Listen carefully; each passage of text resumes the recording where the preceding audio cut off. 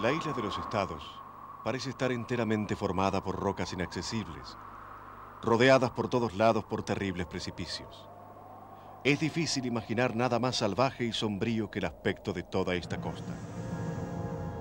Así describía la isla en el siglo XVIII el almirante George Anson de la Royal Navy.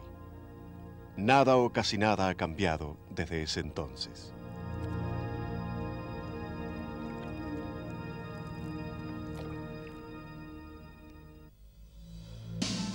Auspiciada por el Explorers Club, la expedición a la isla de los Estados zarpó de Ushuaia en el Calas, un velero de 15 metros de eslora.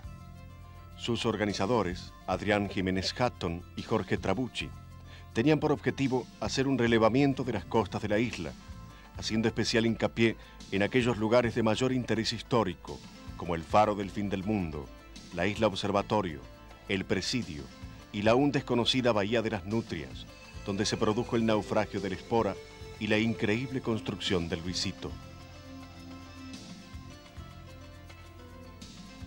El Explorers es un club fundado en Nueva York en el año 1904, al que han pertenecido y pertenecen los más grandes exploradores y expedicionarios de este siglo, desde los primeros hombres en llegar al Polo Norte y al Polo Sur, a la cumbre del Everest y a la Luna.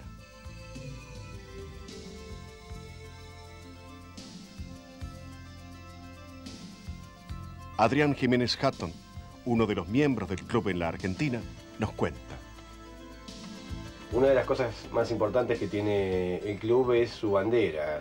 Tal vez como ninguna otra bandera en la historia de la humanidad ha estado en los lugares más remotos del planeta. Uno de los privilegios que tiene ser miembro del club es la posibilidad de pedir la bandera para llevar en una expedición. Encontramos que la isla de los Estados realmente es uno de los lugares más fascinantes que tiene ese sentido en nuestro país y además que reúne una cantidad de condiciones que exige el club, que es que se trate de un lugar deshabitado, que sea remoto y que el propósito de la expedición tenga alguna finalidad que tenga que ver con la investigación o con la difusión de algún lugar desconocido.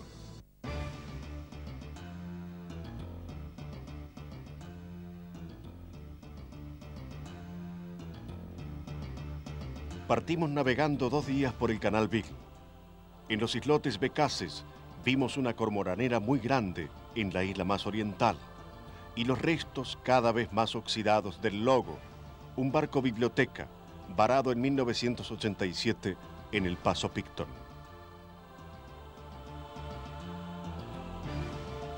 El estrecho de Le Maire mide 15 millas de largo, unas 20 millas de ancho en su boca norte y casi 24 millas en su extremo sur. Las corrientes que lo cruzan son muy fuertes y en cualquier parte del estrecho se pueden encontrar escarceos, unas olas enormes que se forman cuando el viento y la corriente tienen direcciones opuestas. Un lugar temido por los navegantes que tiene bien merecida su fama de cementerio de barcos. El almirante Anson escribió en su diario: desde la tempestad que se inició antes de abandonar el estrecho de Le Maire, tuvimos una sucesión continua de tormentas que dejó asombrados a los más antiguos y veteranos marineros de a bordo y los obligó a confesar que lo que hasta entonces habían llamado tempestades eran ventarrones sin importancia comparados con la violencia de estos vientos que levantaban un oleaje tan corto y al mismo tiempo tan formidable que resultaba más peligroso que el de todos los mares recorridos en otras partes del globo.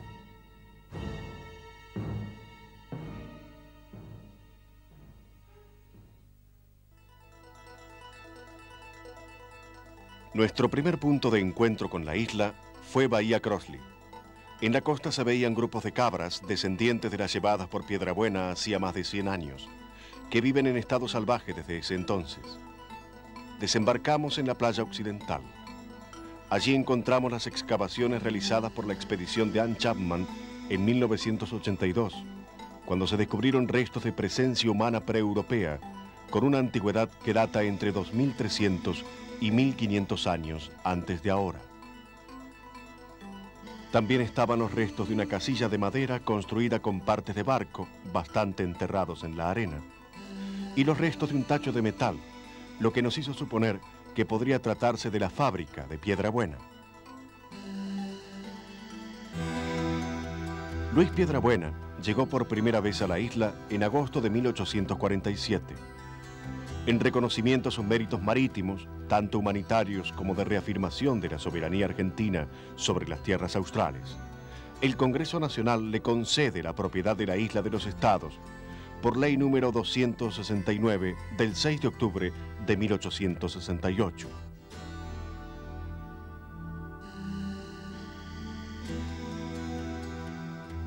No hay acuerdo entre los autores sobre el lugar donde pudo haberse producido el naufragio del Espora.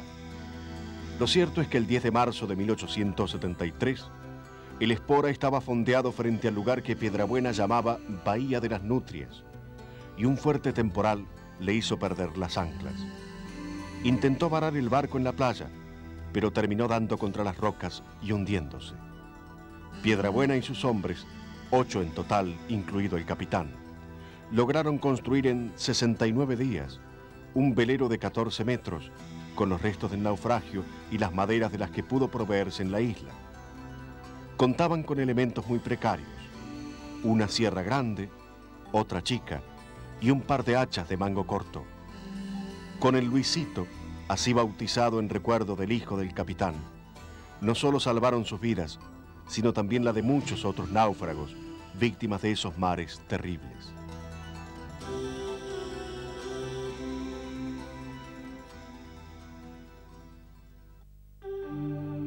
Cruzamos frente a la bahía Balmaceda y después entramos en Bahía Flinders, al este de la cual hay otra bahía más reparada llamada Belgrano.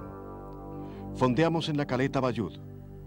Durante la navegación se había quemado el alternador de 24 voltios y nos quedamos sin posibilidad de utilizar el cabrestante para levantar la cadena.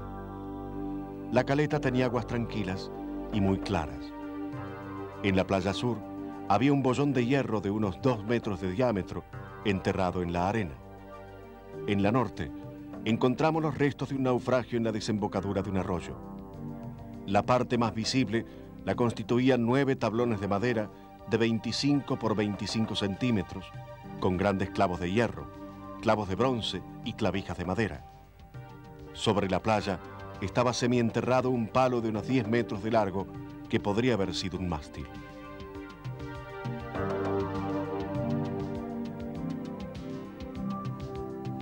En la Roca Ibáñez, a la entrada de Puerto Hopner, había una gran colonia de cormoranes magallánicos. Fuimos hacia las aguas más tranquilas de Hopner Interior, una especie de laguna poblada de islotes a la que se accede por un estrecho desfiladero entre las rocas, apenas un poco más ancho que nuestro barco. Fondeamos en ese pequeño paraíso, sin duda el puerto más seguro de toda la isla. A la mañana siguiente, vimos por primera vez el sol después de una semana.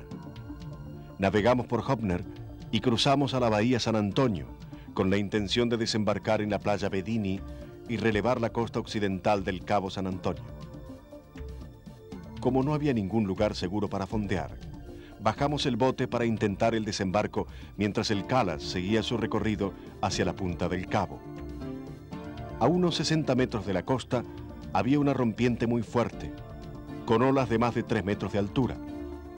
En pocos minutos, sin que llegáramos a darnos cuenta, nuestro pequeño bote neumático estaba en medio de las olas. Fue un milagro que no se tumbara. Hubiera sido tan difícil llegar a la costa como lograr que el Calas se acercara para el rescate.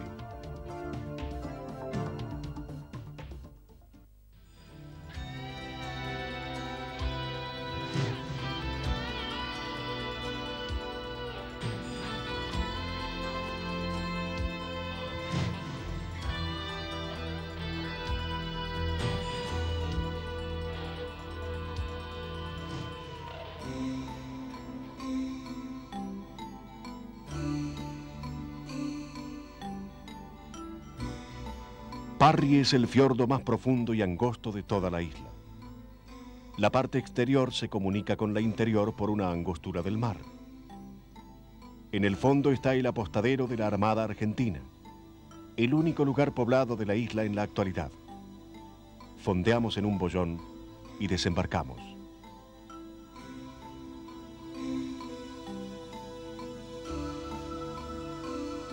El viento viró al sudoeste y empezaron a soplar willywows, unas ráfagas que bajan de la montaña a gran velocidad y levantan el agua pulverizada. Una de esas ráfagas hizo que el Calas pegara con mucha violencia contra el boyón, haciendo temblar toda su estructura. Nos despertamos sobresaltados en mitad de la noche.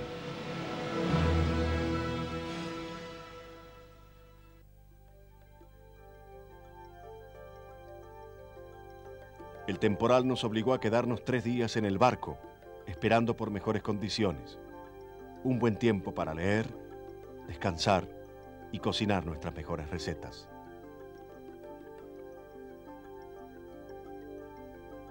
Uno de esos días desembarcamos para hacer un reconocimiento de la parte interior de la isla. Elegimos un monte que estaba detrás del apostadero, cuya cumbre miraba al sur, y escalamos, primero entre turbales, después por la roca pelada. Llegamos a unos 10 metros de la cumbre. La roca caía casi vertical. Llovía fuerte y el viento iba en aumento.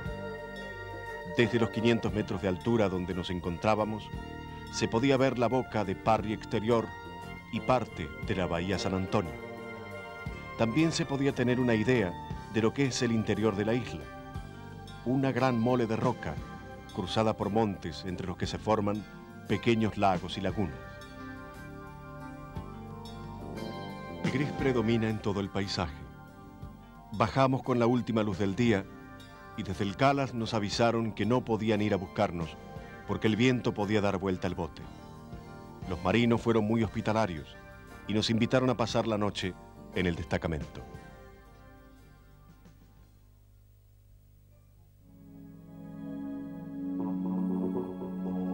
Puerto Roca era antes conocido como Rockery Penguin. Desembarcamos y recorrimos esa extensa playa de arena, la más linda de toda la isla. En las roquerías donde el siglo pasado vivían miles de pingüinos, hoy no quedan rastros de ninguno. El 19 de febrero de 1869, Piedrabuena desembarcó allí a 4 marineros, instalando en ese lugar su tacho o fábrica. En menos de un año, se faenaron unos 20.000 pingüinos rey.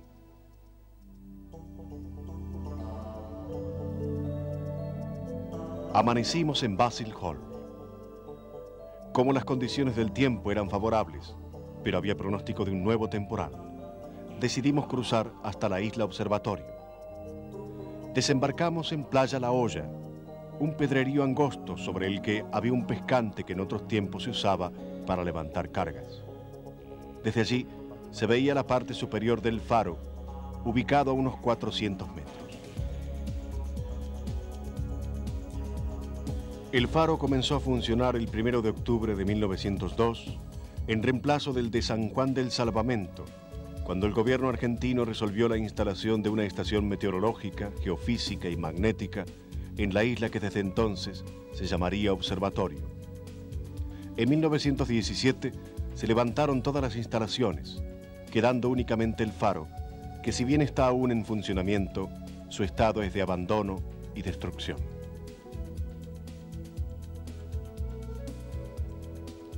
Una chapa de hierro oxidada recuerda a los constructores de la instalación, oriundos de París. La lámpara, que antes funcionaba a gas, ahora se alimenta de baterías. Desde el tope del faro se puede ver el fantástico recorte de la isla de los Estados entre el cielo y el mar, desde el Cabo San Antonio hasta el Cabo San Juan. Por el norte, sobre la inmensidad del Atlántico, ganaba cuerpo un temporal de nubarrones negros que ocupaba todo el horizonte. Pronto el mar se fue cubriendo de crestas blancas y la estructura del faro comenzó a sacudirse con el viento.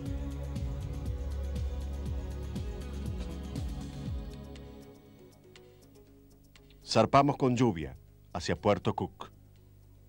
El temporal fue aumentando durante la noche y el día siguiente, con ráfagas de hasta 60 nudos. Amarrado fuertemente al boyón, el Calas se escoraba a uno y otro lado, dando por momentos la impresión que estábamos navegando.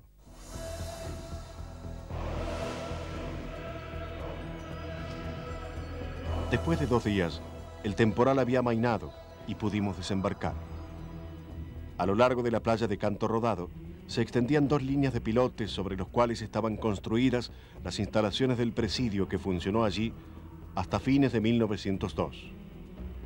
Había sido trasladado desde San Juan de Salvamento el 14 de marzo de 1899 para decidirse su traslado definitivo a Ushuaia por razones de seguridad, de disciplina y hasta de humanidad.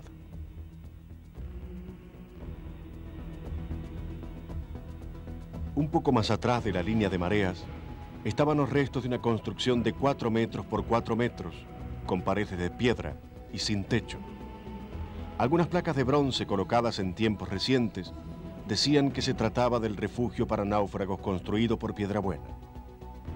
A unos 100 metros de la casilla había un pequeño altar de unos 50 centímetros de altura con una pequeña imagen de la Virgen Stella Maris, patrona de los marinos, que fue dejada allí el 25 de mayo de 1946 por el buque rastreador Buchardo.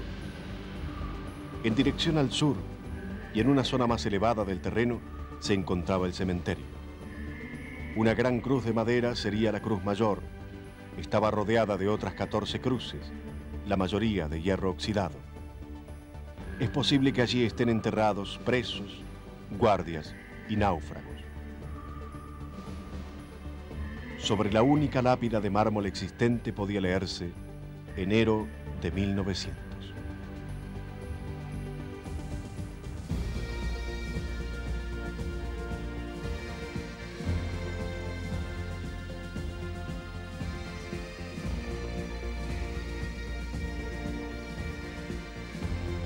Navegando con destino a San Juan del Salvamento, seguía soplando sudeste y había mar de fondo, con olas muy altas, pero sin rompiente.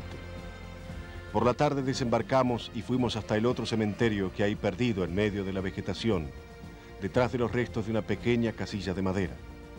Solo quedaban 7 cruces, 6 de madera casi derruidas y una de hierro. Esa noche, mientras dormíamos, nos despertaron los gritos del capitán en medio de una pesadilla. La visita de los 2 cementerios el mismo día lo había impresionado fuertemente y soñaba que los muertos se levantaban de sus tumbas y se subían al Calas como zombies.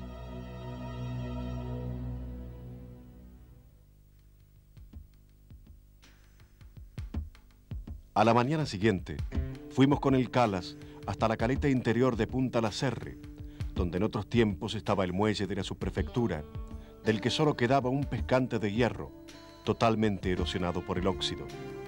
Subimos hasta el lugar donde se encontraba emplazado el faro.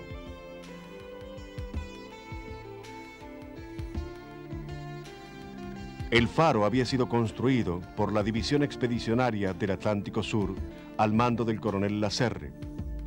Fue inaugurado el 25 de mayo de 1884.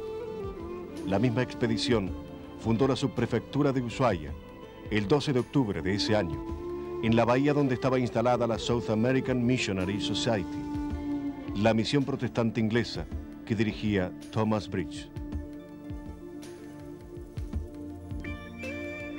Fue este faro el que inspirara a Julio Verne en su famosa novela El faro del fin del mundo.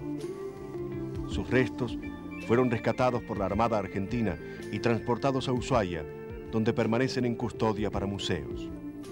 Una réplica del faro que se está construyendo en estos días podrá ser visitada por el público en el Museo Marítimo de Ushuaia.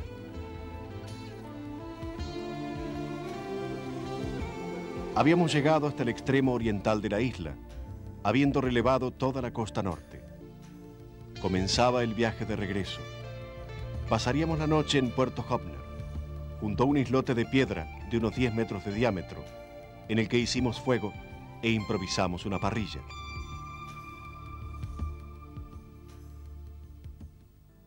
Al día siguiente, viramos el Cabo San Antonio y cruzamos frente a las bocas de las bahías Flinders y Crossley.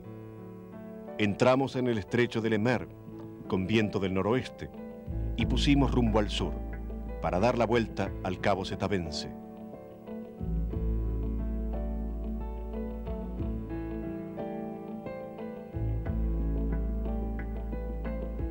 Fondeamos en la caleta La Croix, al fondo de la bahía Franklin, cuya orientación al sudoeste la hace de muy difícil acceso. Desembarcamos en una playa ancha de arena, azotada por el viento y el mar, atravesada por un río caudaloso y poco profundo. Sobre la margen izquierda, encontramos los restos de un barco de madera clavados en la arena. Había gran cantidad de cabras. En la otra margen del río estaban los esqueletos de 21 ballenas piloto varadas sobre la playa y los cráneos de 2 delfines.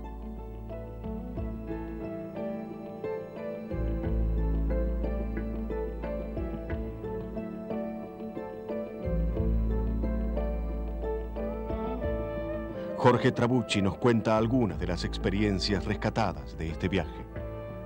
Llegamos a la Isla de los Estados. Nuestra idea es recorrer la mayor cantidad de caletas posible, sobre todo en el lado norte, y en el lado sur la caleta Franklin, que a nuestro criterio se ajustaba como posible del naufragio y posterior construcción del Luisito. Teníamos la posibilidad de ver nosotros con nuestro criterio cada lugar y de poner en situación semejante a la que ocurriera con el Sport a partir de la bitácora nuestro velero. De allí que, bueno, tenemos opinión formada respecto al menos de lugares en los cuales no fue posible construir el Luisito, por ejemplo Isla Observatorio y otras caletas más.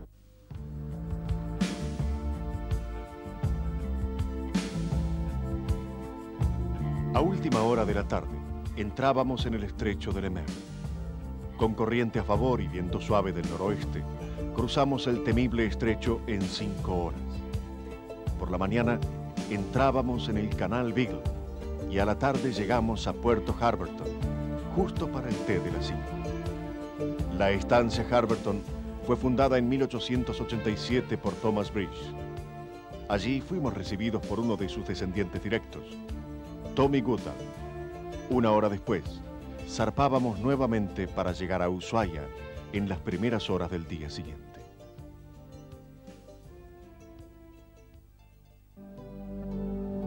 Sin embargo, nuestro viaje no terminó allí.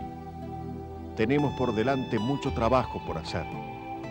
La Isla de los Estados, esa roca inhóspita y solitaria, con su historia apasionante y su naturaleza casi virgen, todavía tiene muchos secretos para develarnos. Es un patrimonio que debemos conservar intacto, y esa misión es responsabilidad de todos.